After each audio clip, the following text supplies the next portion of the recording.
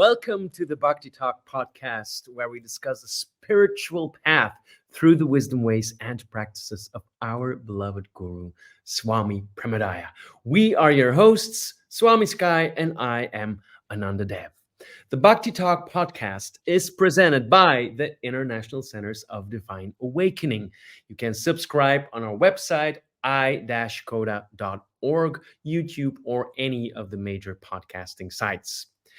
Today, episode number 7, we are going to discuss the power and the necessity of spiritual community. Many people are suffering, and everyone is looking for and needs support and community. So, Swami Sky, let us start with one of our guru's sayings and truths. All is interdependent, all is one. Indeed. Jai Jai Gurudev. I got a little throat thing today, so today should be fun. Guruji Swami Premodaya has often said one of his essential messages, one of his essential teachings is what you just said: all is interdependent, all is one. So we are communal creatures. We are completely interconnected, interdependent, and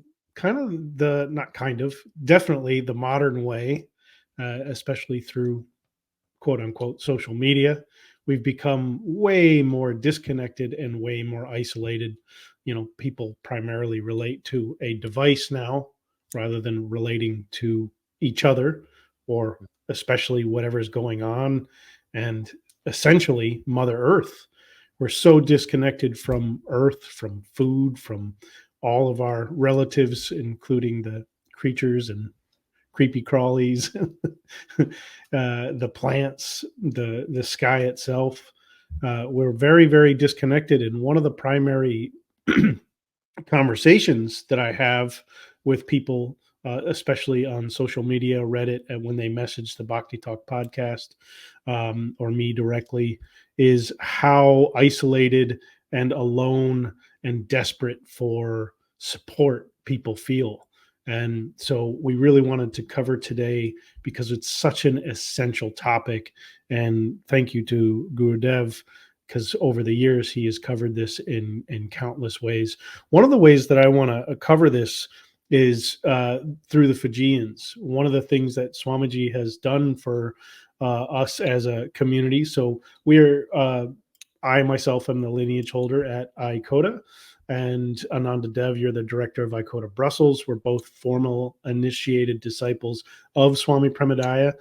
We've been a part of the spiritual community at ICODA, which stands for International Centers of Divine Awakening, for many years now. So one of the benefits of Swami Premodaya's teaching is he has brought us around the world on spiritual pilgrimages, especially to places where love is essential and is part of the culture and the community. And when we went to Fiji, we went straight to the Fijian village of Matenasau, which Swamiji had found years prior through a set of mystical happenings.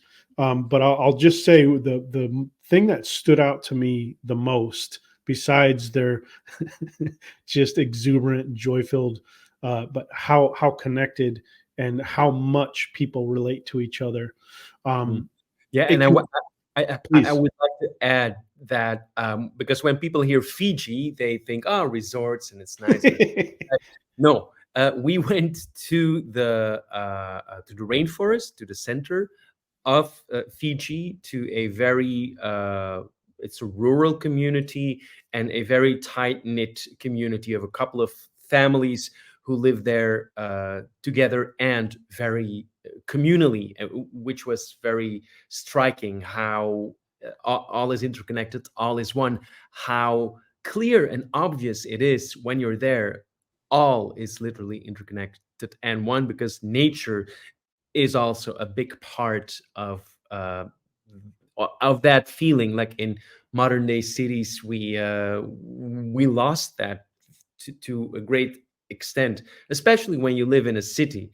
the interconnectedness with your neighbors, but Swamiji said Swamiji also, said that cities are the most unnatural yeah, mode of human relay. They're just completely unnatural. yeah. That's especially the way that we live in cities now are we're not part of God's plan Yeah. because it's so unnatural. Please continue. Well, now you saying that, you always give the example, in one street, everyone has a lawnmower, everyone has a drill, everyone has one object that could easily be shared by everyone. It's better for everything and everyone.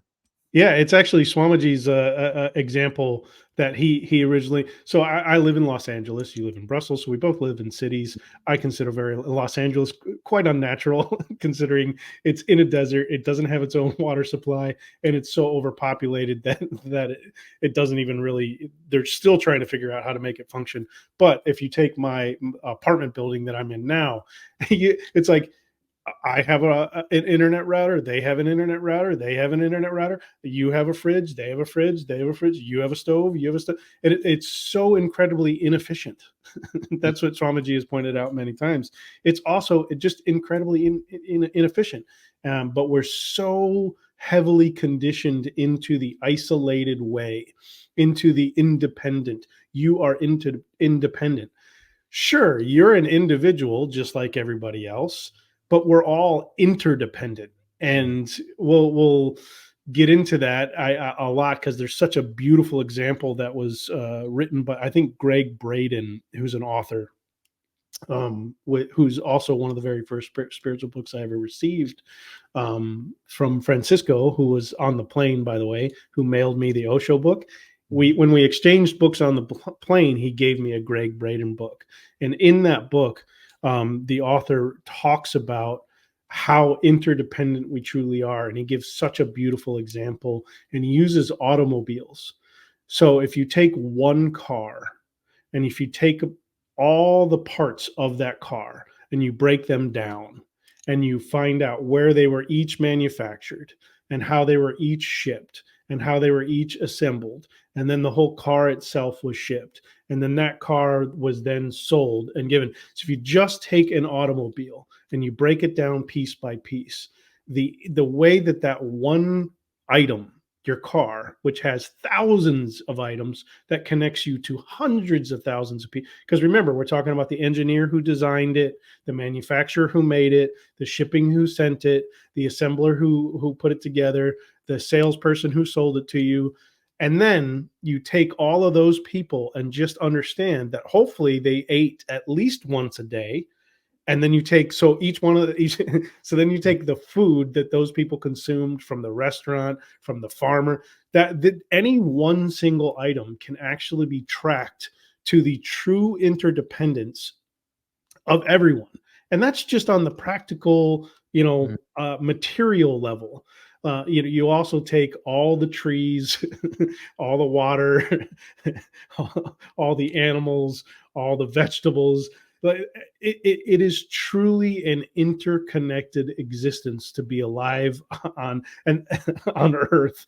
And then if you take that and go to the unimaginable, which is the unseen, the fact that there's the divine cosmic realm, the fact that spirit absolutely exists, because more than a human being, you are a spiritual being. That's if you were just a human being, then obviously what's the thing that animates this human being, because there's definitely a big difference between an alive person and a dead person, and it's not just the body. So you start getting into the interconnectedness, and it blows your mind.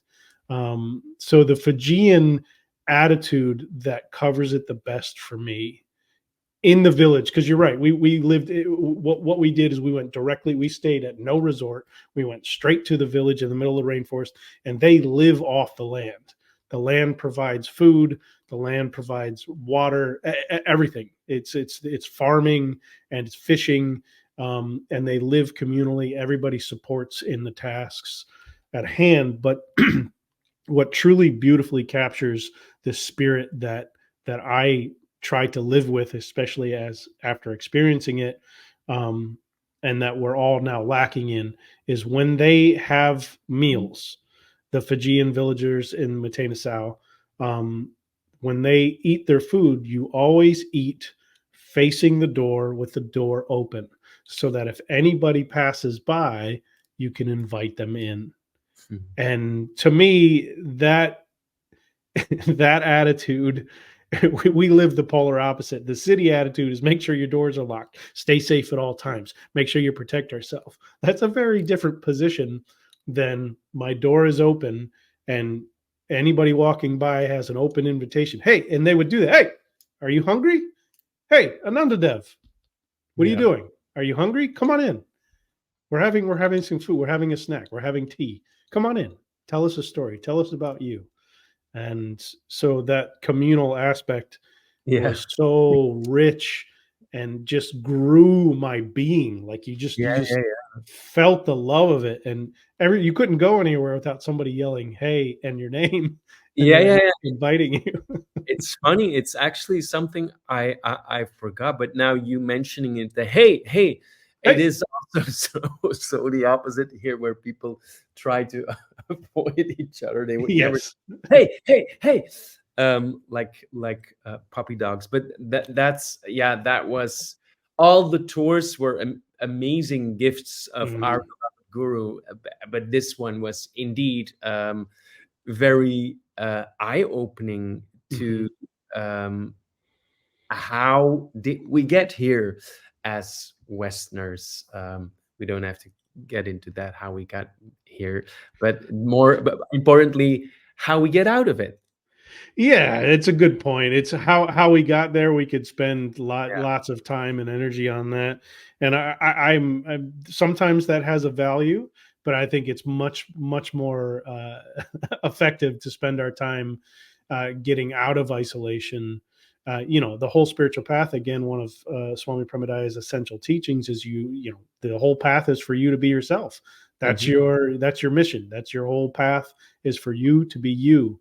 And then most of us, upon that, upon embarking that spiritual journey, find out there's more not me than me. So you have Yeah. to shed the not you and actually get back to what is natural. So sometimes it's helpful to figure out how we got here, but when nowadays we would spend the rest of our lives figuring out the why, and it's much more effective to get to the to get out of it, and I to get to happy.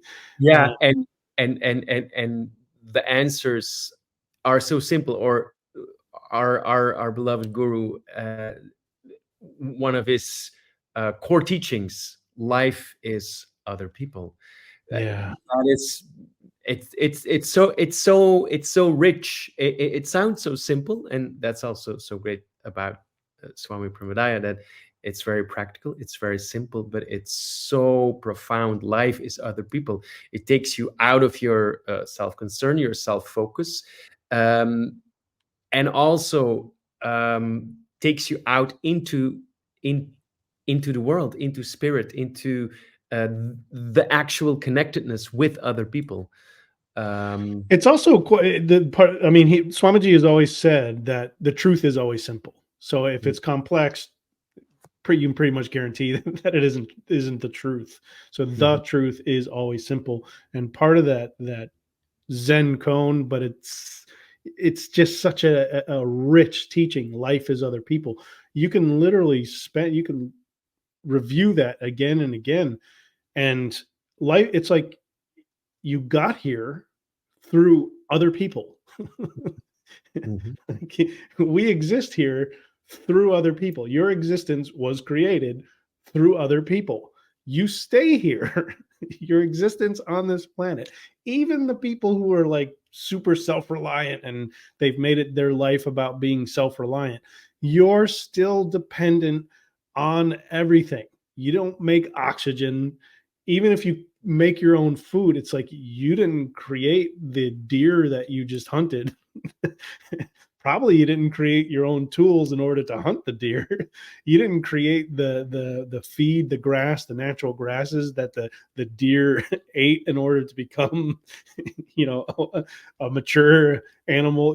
If it's saying that you eat meat, or any other version, vegetarian, whatever, it's like you didn't create vegetables, you didn't create soil or rain, or it's like you can't, how like it's so incomprehensible to me that some people will argue this interdependence. It's like you're literally dependent on everything and everyone, and 99.9999% of people are dependent all on other people. That car that we were talking about, that was built by all of those people built your car. The fuel that's refined, whether you support fuels or not, everything is interdependent on other people.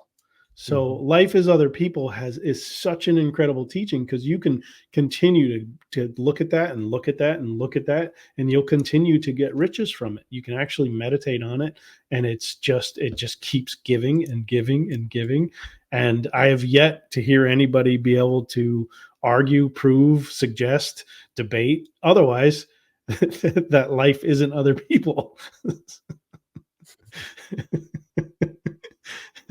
So it's one of the joys for me to celebrate in Swami Premodaya's teachings, because he just gives something so simple and it has such profound meaning, and it just keeps on giving.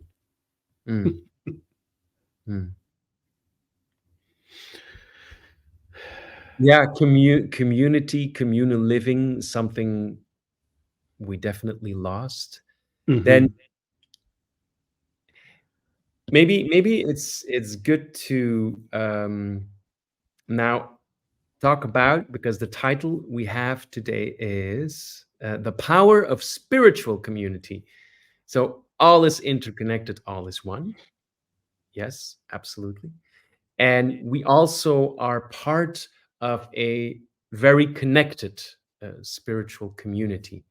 Yeah, what a gift! What an incredible gift it is to, first of all, if you have a guru, it's already a rare happening in this human birth. First, if you look at any of the spiritual teachings and in many of the traditions, they'll already tell you that this human birth is already a rare gift in existence. So just to be here as a human being is a rare gift. And then as human beings go, it's rare to have a formal guru. It's just rare. There's 8.5 billion people on the planet. I don't know what percentage have gurus, but it's got to be it's not double digits. It's not like 20%. It's got to be like 1. It's probably less than 1%. I'm sure it's very, very rare to have a formally initiated guru disciple relationship with a living guru. That's just very rare. And of that rarity, there's also the gift and the joy of a spiritual community. But we honor all spiritual communities. So whether you have a living master or not, it's still being truly committed to the spiritual path is quite rare, and it truly is a gift. One of the things before I forget is it is the materialistic, it's the worship of materialism that has pushed people into this marketing pitch of independence. That's all it is. It's just marketing in order, because what does it benefit for every single person to have every single thing? Meaning we all have what we talked about. Every single person has a blender. Every single person has a microwave. Every single person has a car, even if you're going into the same direction. To live non-communally drives commerce. So it makes some people very, very rich. So this is just a mode of sales and marketing. The truth is we are truly interdependent. Obviously, we've already covered that. Yeah, and the life thinking you are not interdependent. It's a very impoverished way of living, and it's also a very impoverished way of being, because also Premodaya also talks about a lot about that we all need massive help, massive encouragement, and it's also on a very basic level. If you're interested in something and you want to learn to know more about anything, the best resource is another person. Of course, you can read also, but yeah, what you read also comes from another person.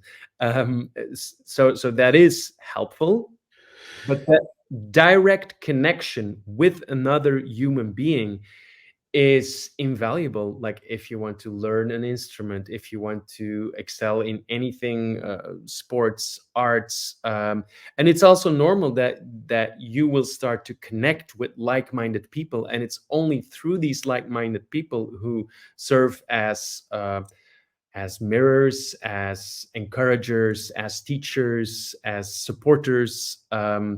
That is actually the only real way to progress. It's something that I guess for many people hasn't always been very clear for me, because when we grew up in this societies in the West, the idea is often, I do it myself.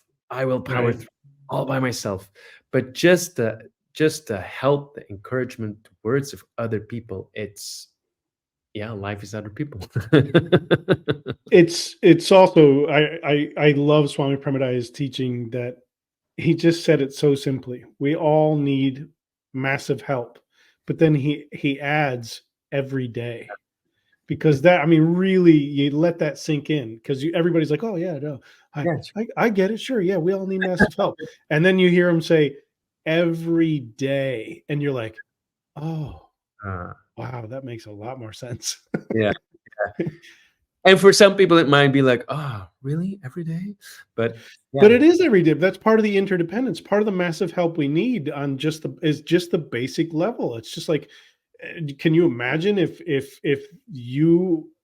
each person only did like all the farming, we owe our lives to farmers. We owe our lives to beekeepers. We owe our lives to all of those people who put that car together. We owe our lives to the people who make tires. The whole world runs on compressed air and tires. It's like we already are getting massive help, but he meaning Swami Premodaya is expanding to that, like, no, you as a soul, as a person, as a as a being, as a human, need massive help every day. And that's part of what we're starting to talk about now, which is such a wonderful topic. And I know that many people need to hear this, because people are so isolated, people are so confused, and they don't even know where to look. You know, a lot of us were born in the West. A lot of us are born in Judeo-Christian religions, and that's kind of our only framework. For as far as spiritual life is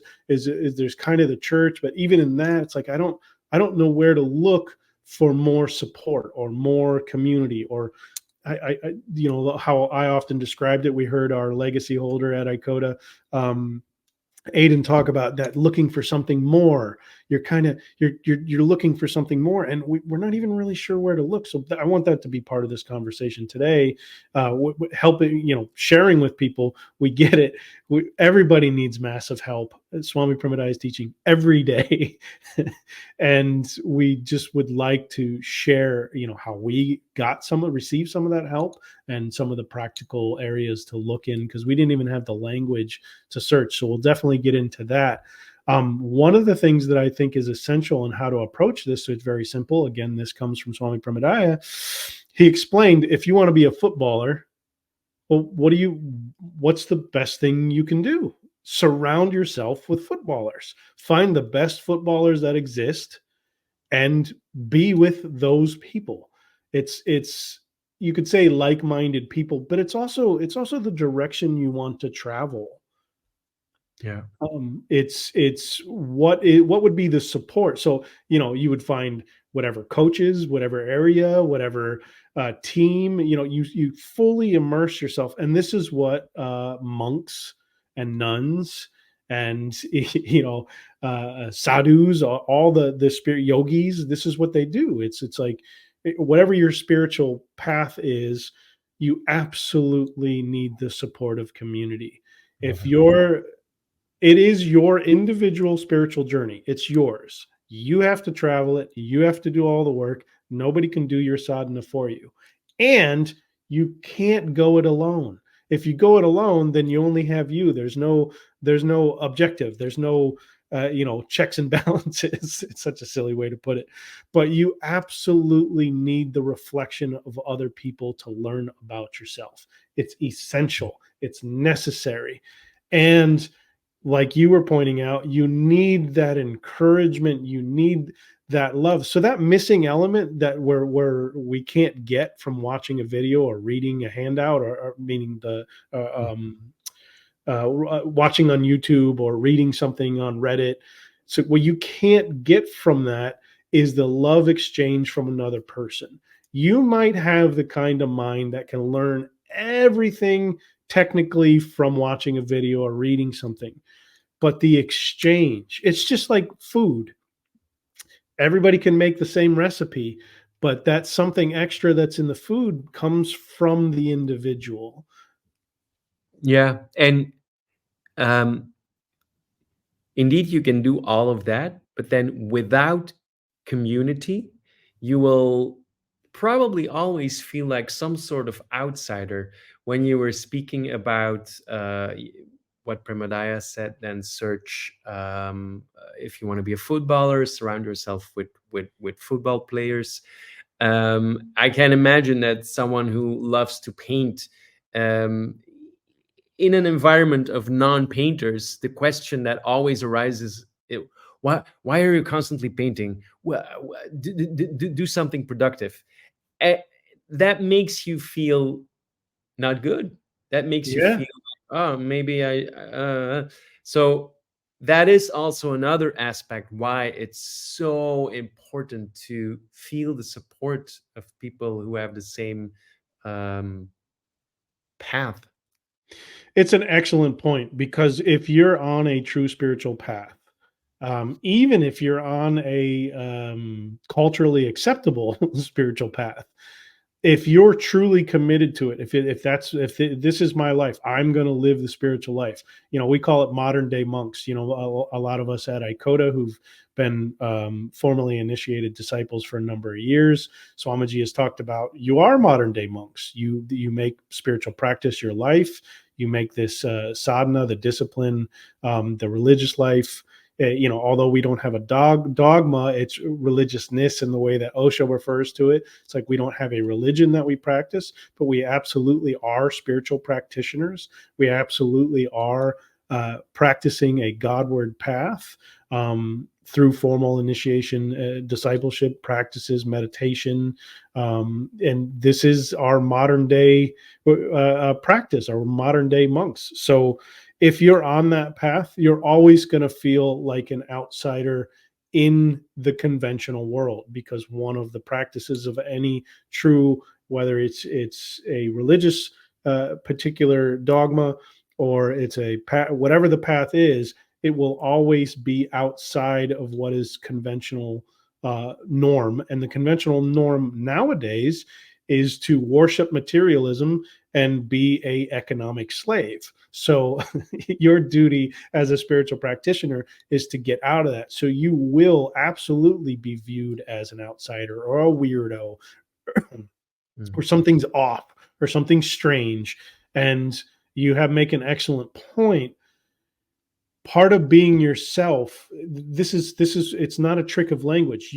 It is being you, and as an individual. It's never about the crowd. It's always about you. It is your job in this life, as Swami Premodaya says, is to be you.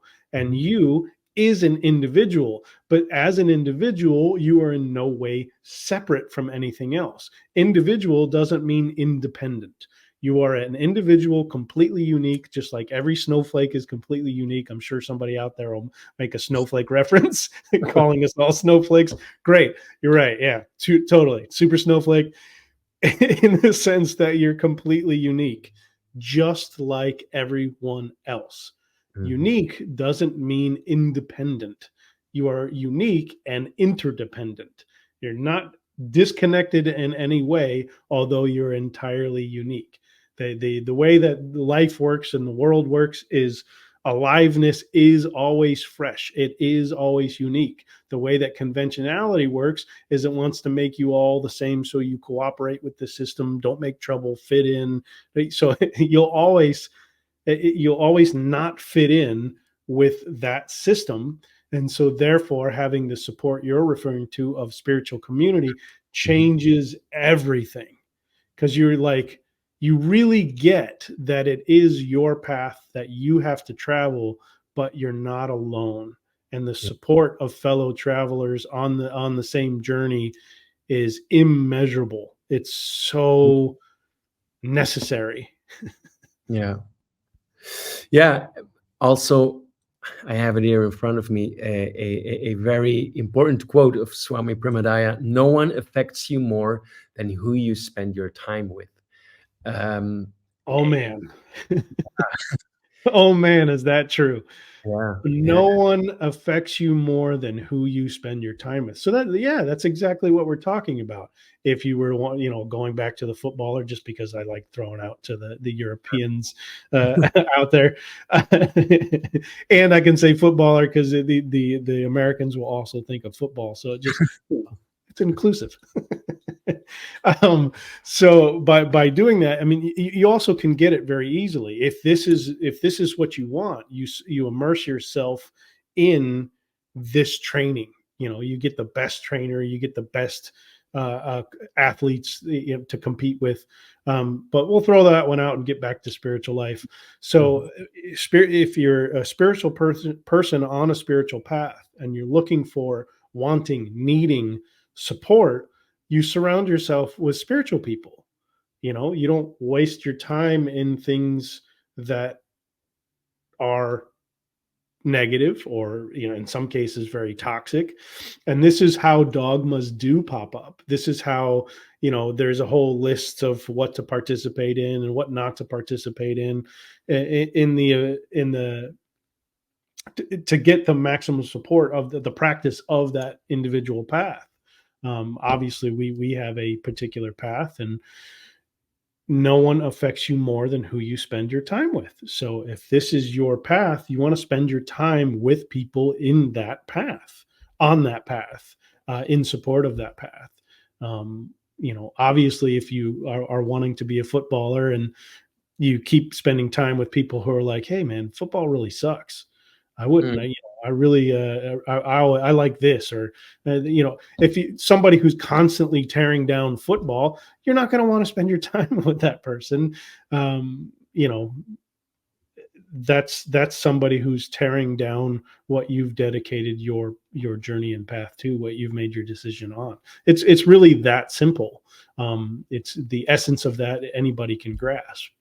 Obviously, you want somebody who's going to, you get yourself a strength and conditioning coach. You don't get yourself somebody who's going to tear down.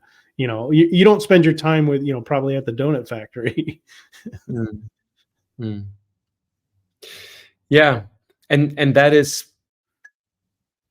in spiritual life. Talking for myself, that was it the hardest? Well, it wasn't easy to realize, like, oh, wait a minute, like, not everyone is into this, not everyone thinks this is great. And I found it hard to grasp initially, but then, yeah, at a certain moment you give up, because it's also not about convincing anybody. It's like everyone is free to like or dislike whatever they want, or be into whatever they want. But then seeing how many people actually naturally dropped away the more serious I got with my spiritual life, with seeing, actually, this is real, this is what I want, this is what I want to give my life to, this is where I want to spend most of my time, because this is the most valuable thing I recognize. Finally, how impossible I got to the feet of my guru, and there's a whole gathering of people who want to gather in truth, who go to satsang, which means literally gathering truth. And then naturally people start to drop away. And I, yeah, it's saying bye to people, losing people, people dropping away. It's all natural. It's also, there's also some sadness or some grief involved there too, of course. And that's with anything. That's Sure. the longer you live, you go through life, and people come and people go. So Well, not to keep using the football analogy, but I guess I will. As you sure. progress, as you get better, as you know, if you become a semi-pro, well, you don't really hang out with men's league amateur anymore. And as you become a pro, it's like in order to keep progressing, you hang out with other people that are advanced and on that level. And actually, Swami Premodaya has pointed that out. That one sign or one measure. I'm always cautioned to use the word measure because we're so programmed nowadays to be completely in competition and to be in constant achievement mode. So anytime you say measure, but there is objective review, and one of the things that happens when you progress on the spiritual path is the people in your life naturally change, and the people who a simple example is when you're maturing, maybe out of your 20s, and you kind of get out of this phase where you go to the pub or go to the club, or drinking is kind of your hobby, and then it's like, no, I actually want this aspect. It's like those friends who don't mature with you fall away. Well, the same is true on the spiritual path, and as you mature and as you progress, you find that the people in your life change. And again, with the risk of uh, the mind mistaking this, you basically get better people. You and they are too. If what you want to do is be the pub, pub chugging champion, well, that's who you surround yourself with, Mhm. and that's your choice. That's your freedom. We have no judgment on that. But if you want the spiritual life, and if you're truly committed to a Godward path, then nobody affects you more than who you spend your time with. So you want to spend your time with people who are also on the spiritual journey. And that is profoundly powerful. And that's also just how it works. Mhm, mhm. Yeah, also something Brahmadaya has said, that if you want to progress with anything, if you want to, for instance, become the smartest man alive or woman alive, then you shouldn't always be the smartest one in the room. Yes. That's Something a along. perfect example. Yeah, absolutely. Yeah. It's like you want to spend your time with people that are smarter than you. Yeah, If you want to become more intelligent, definitely don't always be the smartest person in the room. yeah. So that's another beautiful example um, of what Swami Premodaya has shared. He is the practical guru. Part of the reason why he's so practical is because of how incredibly effective he is. He gives teaching in such a simple form that you can get it, and it's one of the thing that I've heard people say the most over these years is, "Oh, that makes sense." Yeah. And he often laughs or chuckles and comments, "I'm not trying to make sense." It's not because it doesn't have to make sense, but it just so happens part of its practicality is so effective, and it keeps making sense. Then you're just like, oh, that clicks, and then you move on. Well, you take that understanding and you keep going, because there is no end to understanding. There is Yeah. no end to wisdom. Doesn't have an end. It's not knowledge. It's not reading a book and like, now I got it. It's like it continues endlessly. There's always more to become aware of. Higher consciousness isn't like it's not a rung of a ladder that ends. It's like it's endless. So we can always get more and more understanding. And I'm so grateful to Gurudev for his Mhm. practical and simple uh, teaching work that he has done for now over 20 years. Mhm. I want to add something to the example I just gave, because it might sound harsh. Don't always be the smartest one in the room. It doesn't mean that you have to purposely kick out uh, people who you think that are dumb in your life. It's not about that. It's about, No, yeah, it's about surrounding yourself with people. It's the humble approach. Really, that message is humility. yeah, It's don't worry about being the smartest person in the room. Seek after people, those who will challenge you to grow and be better. And quite frankly, as you grow, the people in your life who are saying, "Hey, don't be smart. Come down here and be dumb. Let's do some dumb stuff today." Those people will naturally fall away because you just prefer the people who will grow you rather than, and we all do this. We all go, every person goes through this. And if you're lucky that you have a spiritual life and you'll dedicate yourself to a spiritual life, and we just want to emphasize again the necessity of spiritual community. Another way to say it is there's always a community. It doesn't matter what you're into. If you're into, model cars and matchbox racing, I guarantee you there's a community for it. There's a community for everything. And we are communal beings, and we gain so much from other people. And as you pointed out, you really, really learn from other people. But it's even if you've developed, like many people have now with this whole, uh, quote unquote, social media, um, even if you can learn by watching or listening, it's still the exchange. It's still what you can't explain that you get from another person. Some people would call it love. Some people would call that the divine. Some people energy. Whatever your term is for it doesn't matter. That inexplicable exchange that you absolutely need and experience from interacting with other human beings. We are absolutely interdependent, and we need that from each other. We need the give and take. I call it love. I think it's very simply love, because it doesn't have to be defined as what that is, but there's that's what tastes better in the food. It's the love that's in the food. But we absolutely need that. We need that internal growth, that being expansion from relating to other people. And you absolutely need that transmission from spiritual community, that yeah, support from spiritual community. And we can testify to our spiritual community because of how truly, truly interconnected it is. Because oftentimes you'll be feeling and experiencing something, and it turns out it has nothing to do with you. yeah, Somebody else in the community is going through something, and you're like, and so that means they can lift you and grow you in a way that you can't explain. yeah. And Gurudev calls it the Sangha effect. Something Yes. happens for one person, another person picks up on it. It goes through similar changes. Um, it's also, I think, important to point out every spiritual community has its practices.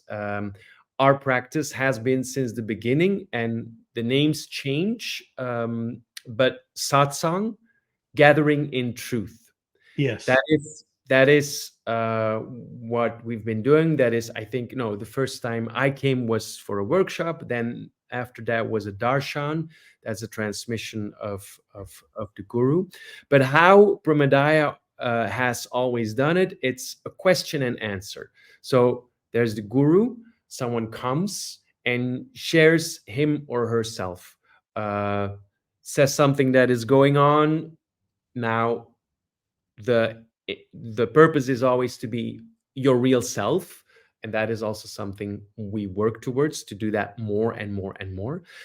But what has been so incredibly helpful to me personally also is hearing another person share, learning from that other person, hearing that, hey, that other person is completely the same.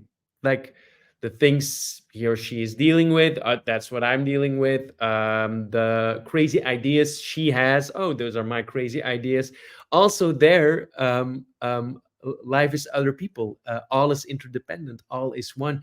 We are all so alike, and that is only one aspect that has been so helpful to me in being part of this wonderful ICODA family, ICODA Sangha.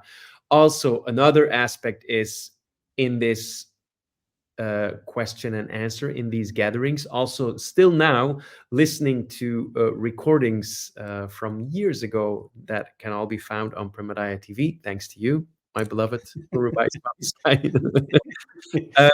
Hearing yourself speak on recordings too, but even just when you start to share and hearing yourself speak out loud, it is so different to speak out loud than to just be in your head and think the things you are thinking that are important. As soon as you spit it out, you hear what it actually is about, and the weight you think it had doesn't have it, or it's maybe heavier. But it's so different to actually share and engage with other people, and yeah, real sharing, really being alive, yeah, and seeing each other's progress. It's all it's one they grow you. Yeah, absolutely. yeah. And yeah, go ahead. No, please finish your thought. I want to hear it. No. It's indeed seeing other people progress, seeing your beloved brothers and sisters progress. It is what makes me also cheerfully optimistic. It's Absolutely. yeah. You have an example, a demonstration of what's possible.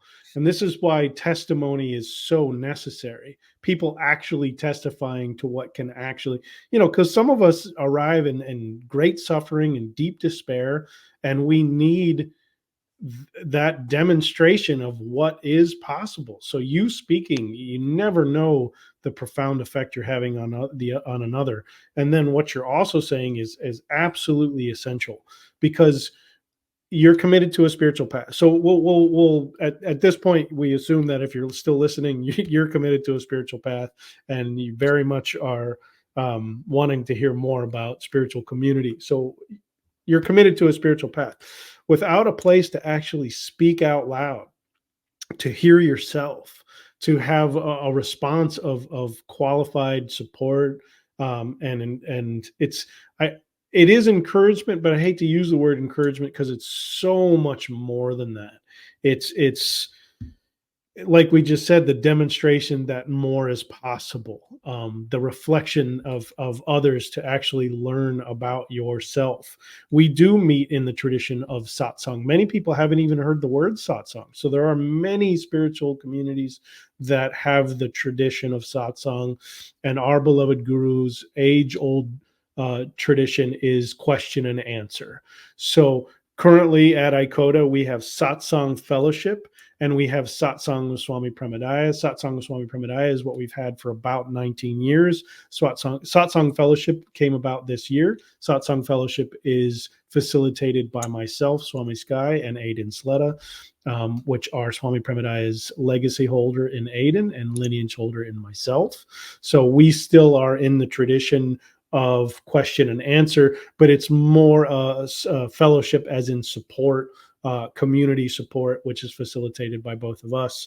Whereas satsang with Swami Premodaya is almost fiercer, because you're meeting with the guru, and the fire and the light of the guru, although compassionate and although certainly effective and gentle, but it also has this incredible fierceness because it's directly with the guru directly. And although it's been explained by Swami Premodaya that you get guru through legacy holder and lineage holder, it's still, those are wings of the guru, and that has a different it's almost softer. It's almost I would say softer. It's like you're still getting the guru, but then to meet with the guru directly, there's such a fierceness to that, and I'm so grateful for it. But I want to make sure I'm describing it rightly. it's the joy. It's just that the frying pan's hotter. You know what I mean? Like, it's like you're really speaking to Gurudev directly. And it's just as he's one of the most casual gurus I've ever met, in the sense that he's so approachable and so open and so available. And it's so, his name Premodaya means the rise of love, but that love is so fierce and the light is so bright that it has a different quality. So satsang fellowship is a different quality than satsang with Swami Premodaya. And beautifully, Satsang with Swami Premodaya has been recorded for 20 years. And between satsang, darshan, meditations, and spiritual discourse, we have over 650 videos, recordings, because there's also audio, there's guided meditations, are available entirely free on premodayatv.com. So it's Premodaya's teaching work is all available. He's covered every topic there is. But we really want to make people aware of the term satsang, because there are many communities. You're certainly very invited to ours. We welcome you. You're invited to Satsang Fellowship, Satsang Swami Premodaya. You're welcome to any of our events at ICODA. They're transformational, they're powerful. And one of the things that's so beautiful is the community that has grown around International Centers of Divine Awakening and Swami Premodaya's work, Swami Premodaya's guruship, and Swami Premodaya's work. The quality of community that is at ICODA is I always tell people I want everybody to avail themselves to it, because you have such rich, sincere people who are truly committed to a spiritual path, who are very, very loving, intelligent, open, and amazingly supportive. So we have our spiritual community, but there are many spiritual communities. And one way to look, for those who might be wondering, is Google the word satsang, Google the word satsang teacher, and you will find an incredible community. There's also the term non-duality. Many teachers that teach non-duality have wonderful communities around them. Also Advaita Vedanta. Obviously there's people are much more familiar with the Christ-based religions, which might be non-denominational, but we certainly want to share satsang and invite you to our beloved community. Yeah, and it's true. Actually, every tradition has it, like just plain simple mass. Yeah, it for sure grew also out of satsang. Whatever form it takes, it doesn't matter. It's always a communion. I love when you do that. You have such a beautiful way of tying things together. I mean, so when Jesus was meeting with his disciples, what we would refer to that as satsang. Yeah. So when they were collecting, that's when they were getting together to listen to their master speak, that's satsang. Yeah. So that's what we would define as satsang. And I think it's helpful for people to have that term when they're seeking community, and they haven't quite found it yet in the avenues that they're familiar with, such as church or any of those things. I happen to be a lover. It's taken me almost all 20 years that I've been with Premodaya. I'd say about 18 for sure, maybe 19, but almost all 20 years for me to get teachings that he's given me in the very beginning. One of the first things he ever said to me was, you are a naturally worshipful person. So worship is part of your nature. So I happen to love anywhere that there is spiritual practice going on or religious ceremony going on. So whether it's a Hindu temple, a Sikh temple, whether it's a Catholic church, I'm just happy that somebody is gathering in the name of God, and I don't care what form that is in. So I just go, and then that's how you kind of start to seek it out. One of my first really, really mystical connections was absolutely with Jesus Christ in a born again, non-denominational church, and I absolutely had a mystical experience that involved Jesus. So I happen to love all practice, even in the form of religion. A lot of people have a really hard time. I understand it. I get it. Religion is often turned into a way to organize people. It's no longer about worship. It's no longer about God. It's just about how do we organized society. And for me, it doesn't matter, because my heart worships the divine in whatever form it comes in. So if you have a temple, I want to be there. Yeah. Uh, for me also, as long as it is in the service of becoming your real self, as long as it's not about blind belief, but about actually knowing for yourself. That's also one of the teachings of our beloved guru. Just know for yourself. Then any path, any tradition, it's all fine. When you were talking, it, it's always so great to hear, oh yeah, Premodaya, the rise of love, and Mm-hmm. think about our spiritual community, our Sangha. That is, it's a garden where love is also growing, and it's great to be part of that garden. Yeah, I it's the garden analogy. it's no accident that the logo for our beloved community ICODA is a heart and infinity symbol. I mean, come on. Yeah, yeah, Swami chose that meant what in 2014. Infinity and love. So it's like, if you had to actually summarize our whole community, you could actually say love rising. That's, to yeah, me, what's happening for everybody. It's yeah. taken us a number of years of diligent practice, or sadhana. Sadhana is another word that means spiritual practice. And I enjoy, before this podcast, you looked up that term and gave us the Sanskrit root. Do you want to share that with us? Yes. But before that, as our guru, would call it, sadhana is also taking out the garbage. Oh Uh, yeah, that is truly the practice. It's like you think you're gonna enter the meadow in the sunlight. It's like, no, you're gonna take out the trash, and yeah, then eventually you'll find the door, yeah, and then you'll get out. But the actual practice is much more. It's truly, such a great way to put it, and this is how Swami Ji has explained it. So I'll share with you now that it's not about getting to somewhere. It's not about gaining something. You don't gain more of yourself. It's a negation. It's negative. It's in that sense, it's very Buddhist.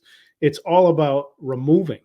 It's yeah, about taking out the garbage. It's about getting rid of what isn't real, so only what is real is left. So to become more yourself, you don't somehow go out and get a bunch of more of yourself. What you do is you get rid of all the crap that isn't you, and then what are you left with? You. yeah. Because you are already what you Yes, are.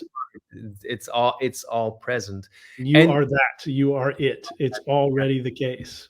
yeah, because oftentimes, and that is what the whole world of marketing is about. It's about searching outside yourself, like you become the best Mhm. you by adding this and adding that, and put a bit of makeup on and perfume, and etc. etc. Yeah, the materially worshipped life is all about selling you something. And the main thing they're selling you is you don't have even the term be your best self. This might upset some people, and that's totally fine. It's live your best life is the current spiritual marketing that's out there. Live your best life, be your best self. Well, what's the message really there? You are not your Yeah, best self. You yeah. lack. You Yeah. It's as you are isn't good enough. You need to do better. It's a completely terrible, terrible message. What a terrible message to tell somebody, be your best self, live your best life. It means as you are isn't good enough. And you know what our primary message is? Uh-uh. You are it Mhm. already. That is, if you look at all the essential messages of if you boil down all the traditions, it's Osho's message that the ocean tastes salty from wherever you taste it. If you actually look at all the scripture and all, the message is always some form of you are already it. God already is. You are already that. If you look at the materialistic, it's just a twisted message of as you are isn't good enough. You are a sinner. You need to do better. Live your best life. And how you can do that is by buying this supplement and taking this course right now. It's like, no. Another way Swami Premodaya put it, it's taking out the garbage. It's saran wrap, layer of saran wrap, layer Yep. of saran wrap. We're all just covered by layers of saran wrap, which Yes. so. And of course we can always do better. Of Mm. course, there's more to grow. But I can grow is very different than as you are isn't good enough. That is a terrible toxic message, and it is really messing people up. And it's sure getting them to buy the next great yoga pants and the best and meditation cushion that's going to give you the most comfort. Be your best self. What a terrible message. Mm. The Mm. truth is, everybody already is their best self, even if they're the worst. If they're the worst kind of person, that's probably the best they can do at the time. So be your best self is really a twisted message that doesn't deal with facts. It doesn't deal with being responsible or mature. It's just a marketing ploy to sell you more ideas. And the spiritual path, the true spiritual path, is always about getting out of all ideas and seeing what's true and what's real. It's not to adopt new and better ideas. It's to get rid of all ideas and know the truth for yourself. Mm-hmm. Do you still want to hear what I looked up about sadhana? Sure. Tell me about sadhana, because sadhana is required. Sadhana means spiritual practice, but absolutely, there's no way to grow without actual practice. Yeah. So the term sadhana comes from the Sanskrit root sadhu, meaning go straight to a goal. Sadhana is also done for attaining detachment from worldly things, which itself can be the goal. Spiritual practice. Yeah. So detaining from worldly things would be ideas of turning you into some sort of materialism, of achievement. None of this is about it. Even having a spiritual goal isn't about attainment or achievement in the way that materialism has twisted it. So Yeah. we refer to our practice. We talked about modern day monks. We refer to ourselves as spiritual practitioners, and I enjoy that term so much. First of all, it came from Swami Premodaya, and he said spiritual practitioner, and the reason why he likes it so much is because it has the word practice in it. So it has a way of humbling one. And as a spiritual practitioner, it has a way of humbling because it is always about practice. And certainly part of our practice is life as other people. And if you're practicing making life other people, that has a humbling effect rather than some of the grandizing terms that are used. So again, the practical guru, because of how effective he is. Yeah. Other people are the path to God. That's taking Yes, it they are. a bit further. Yes. Yes. So the benefits of a sangha and a spiritual community, we've talked about that some, but we also just want to emphasize it. And maybe we'll end this podcast with emphasizing the true benefit of having a spiritual community or experiencing the support of the spiritual community. It's the being able to speak out loud, as you covered, which is necessary. To hear when you speak out loud to a community, you're also making it a solid. It becomes solid. It becomes rock solid, because you might have an experience, but once you put it out and you actually hear yourself, other people hear you, it solidifies it in such an incredible way. It's truly on a metaphysical level. So we also need support. We need to be able to have a response, a reflection. I think a lot of what is causing problems of today is we don't relate to each other, because when you send a text message, you can't experience the energy of the other person. 80%, 90%, I think it's 80, somewhere in there. We'll say 85% of communication is nonverbal. So the whole exchange that's happening between you and others is not even through the words, and then there's what's beyond the words. So the power of being able to speak and have the place where you can feel safe and supported, it really cannot be overstated. It's tremendous, and it's necessary. We truly learn for each other. We truly experience that we're not alone, and we absolutely need each other. Yeah. Yeah. Thank you so much. It's like, once again, no one affects you more than who you spend your time with. And what great time I have been spending this last hour with you, my Guru Bhai.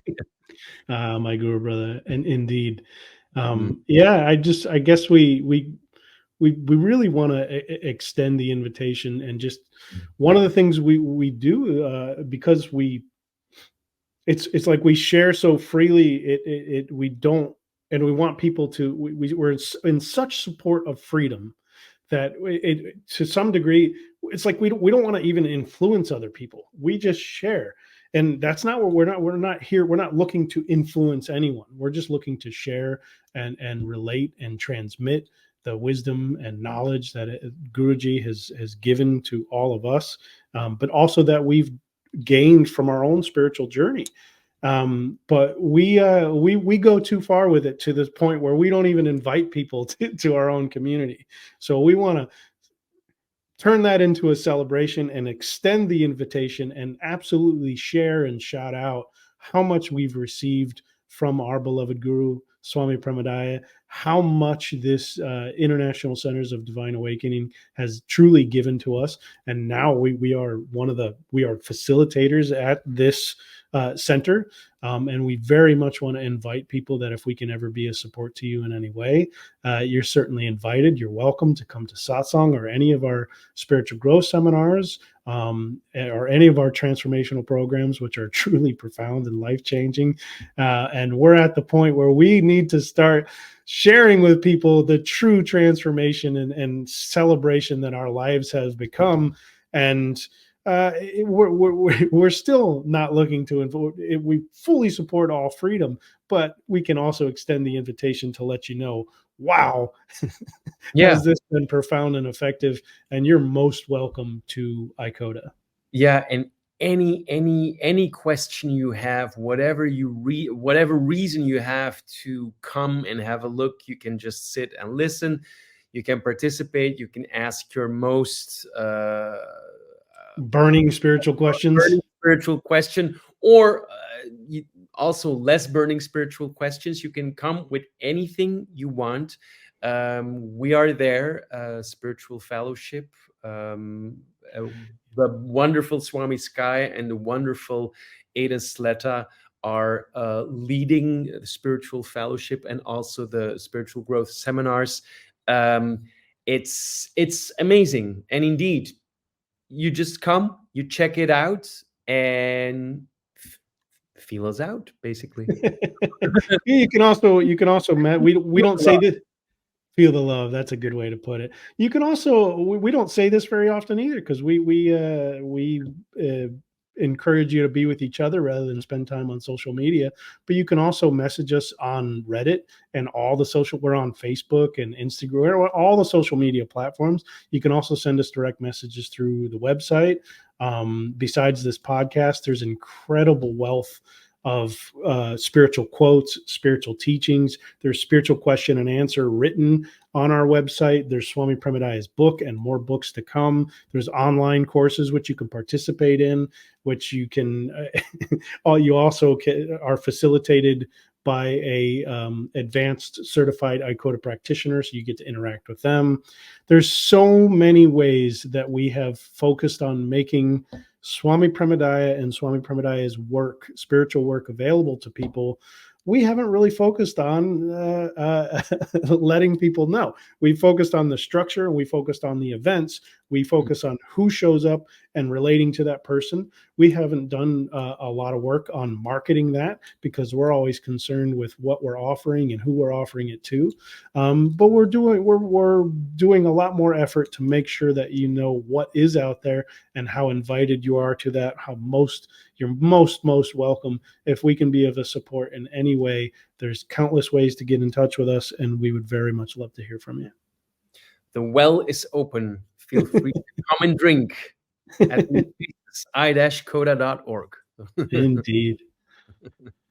Well, I think that wraps up another phenomenal way. I agree with you. It's such a joy and a privilege to spend time with you, my beloved brother, my guru Bhai. I love chatting with you. It's as part of my spiritual community that lifts me forward and makes me a better footballer. You are you're definitely part of that, and I thank you for that. Yeah. The Bhakti Talk podcast is presented by International Centers of Divine Awakening. We invite you to check out our full calendar of spiritual growth events and transformational programs, as well as our free spiritual wisdom library, including over 650 full-length recordings from Swami Premodaya, our beloved guru. Visit i-coda.org. Thank you for listening. We give gratitude to you and honor your spiritual path. Thank you to our beloved Sangha for your support. And most ecstatic thank you to our beloved Guru, Swami Premodaya. Your wisdom and practices continue to be the transformational light on the spiritual path. Jai Jai Premodaya. Jai Jai Swamiji.